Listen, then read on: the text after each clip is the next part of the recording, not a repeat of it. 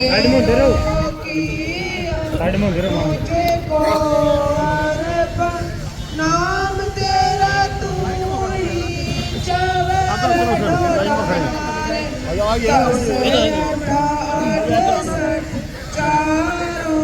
खानी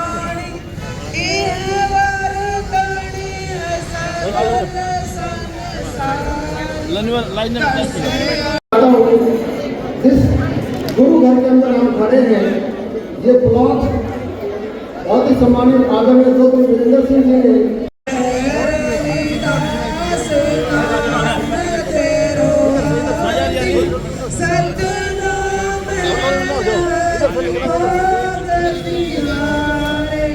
नाम तेरो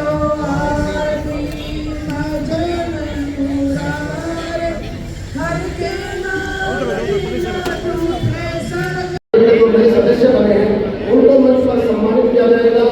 और जितने साथी 11,000 से ज्यादा के हैं उन साथियों में 50,000 हो जाए। एक तरफ कहते हैं कि अफसर उनकी सुनवाई नहीं करते हैं, अपने मुख्यमंत्री और अध्यक्ष पर वो इस्तीफे की मांग कर रहे थे, उनको नोटिस भेजा, कारण बताओ। कौन कहता है? अनिल विज जी।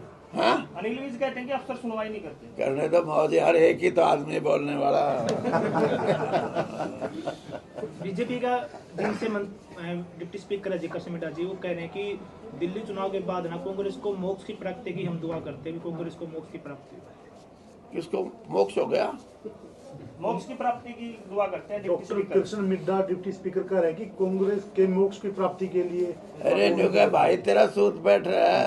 हाँ, जैसा मिड्डा और कांग्रेस के प्रति ऐसी ये कम से कम सब बात करनी चाहिए। मोक्ष की तो प्राप्ति के लिए और बतेरे जान लग रहे हैं, तेरे जाओगे। हाँ, मारेंगे जितनी घड़ी डुबकी मारेंगे उतने तोड़े।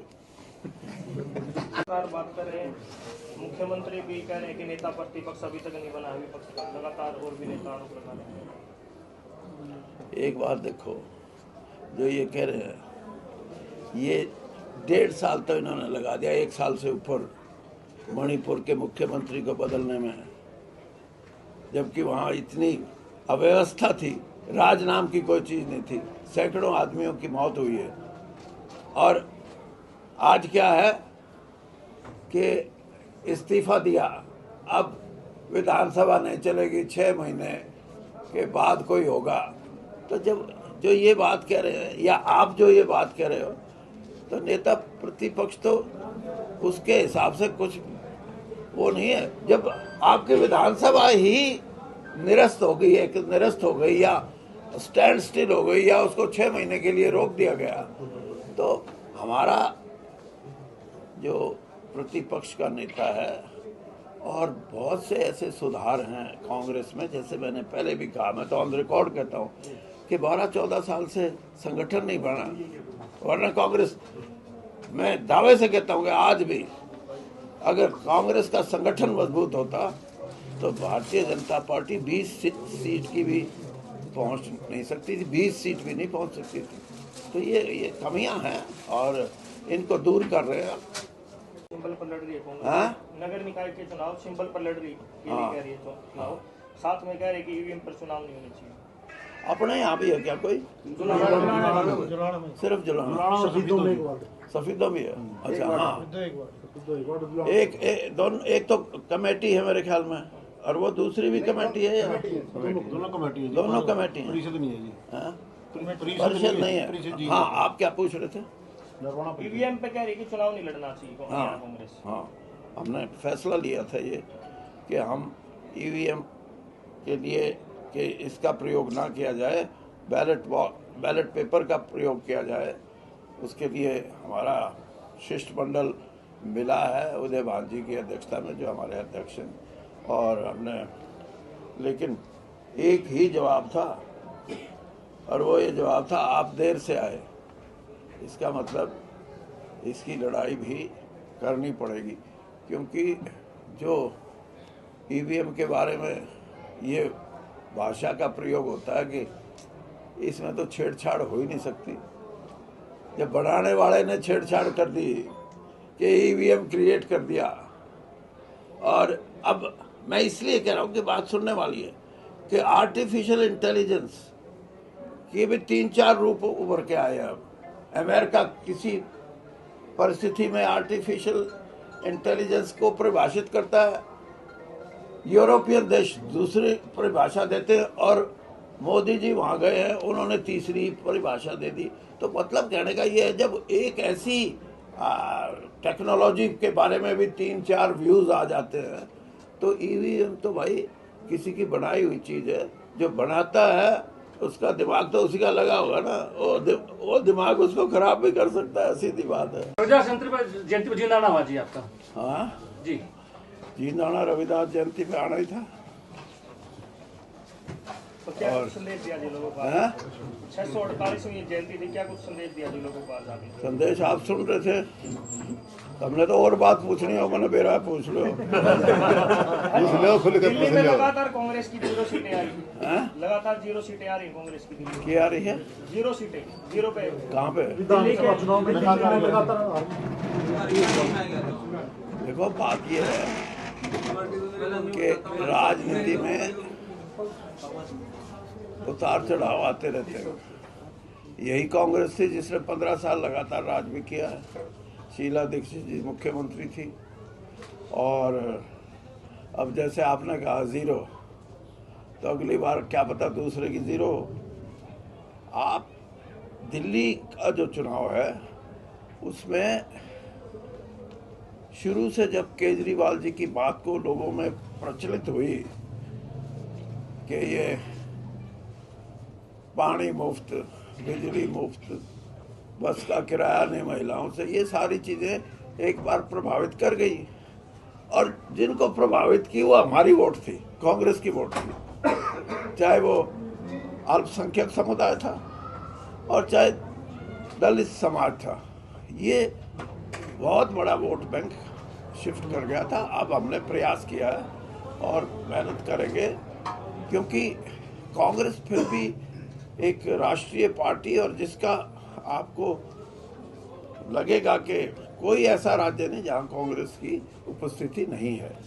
समय की बात है, और नई सोच के साथ हम आगे आए हैं। और आपने देख भी लिया होगा कि जो इंडिया अलायंस जब बना तो 5-7 दिन का ही फर्क रहेगा। अगर इलेक्शन ये 5-7 दिन बाद में वोट पड़ती तो 240 वाला तो 160 पे आ जाता, और ये 234 वाले 290 पे जाते।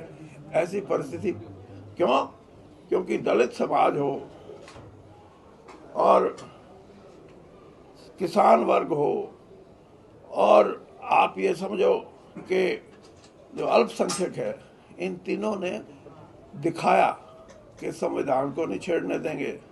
हमारे जो अधिकार हमारे को मिले हैं संविधान में, चाहे वो आरक्षण का अधिकार है, चाहे हमारे को सामाजिक रूप से उत्थान का अधिकार है, इससे जो छेड़खानी, और यही परिणाम हुआ कि भारतीय जनता पार्टी जो 400 की बात करती थी, उनको भी पता लग गया कि 400 का नाम लोगे तो पिटाई ऐसे होती है।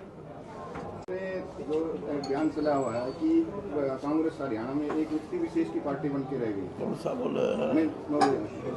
थोड़ा ऊंचा बोले यार। जो आपका एक बयान चल रहा है कि कांग्रेस हरियाणा चुनाव के दौरान एक व्यक्ति विशेष की पार्टी बन के रहेगी, तो क्या मुख्य जो आपका राष्ट्रीय है नेता है वो उसको संभाल नहीं पाएगा? कैसे मानते हो? आपको जब पता ही है तो क्यों पूछते हो? तो परसों जवाब दे दिया, कोई और नई बात पूछो यार। चौधरी साहब, उचाना विधानसभा से 2 लड़के रिपोर्ट किए अमेरिका से, तो क्या कहना क्या हो चाहेंगे? गया? 2 लड़के अमेरिका से वापस आए हैं। 2 लड़के वापस आए सर, उचाना किया है। उचाना के ये सिर्फ उचाना की बात नहीं है, और वीरेंद्र सिंह को उचाने तक सीमित मत रखो। आपको न्यूज़ देता हूँ कि मैं सारे हरियाणा में अब कांग्रेस के लिए समय उपयुक्त आते ही बड़े स्तर पे हम काम करेंगे।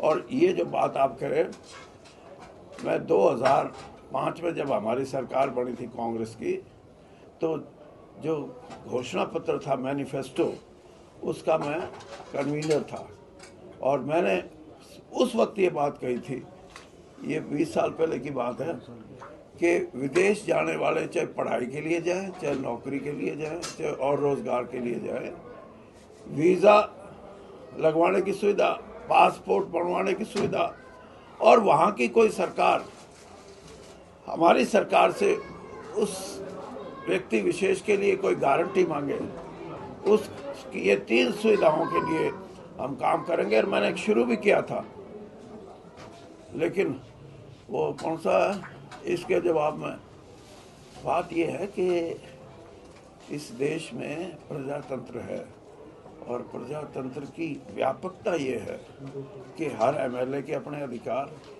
हर मिनिस्टर के अपने अधिकार, मुख्यमंत्री के अपने अधिकार, मेंबर पार्लियामेंट के अधिकार, और प्रधानमंत्री और उसके मंत्रियों के अपने अपने अलग अधिकार।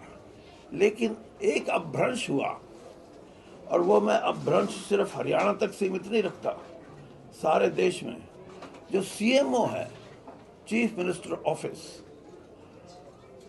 वो किसी ना किसी रूप में आप देखोगे कि एक तो सत्ता का विकेंद्रीकरण होता है, और एक सत्ता का केंद्रीयकरण। विकेंद्रीयकरण तो परिभाषित है कि ये प्रजातंत्र का मुख्य अंग है, लेकिन सत्ता को केंद्रित करना एक ही जगह, ये भी एक ऐसी चीज है जिससे कि आदमी अगर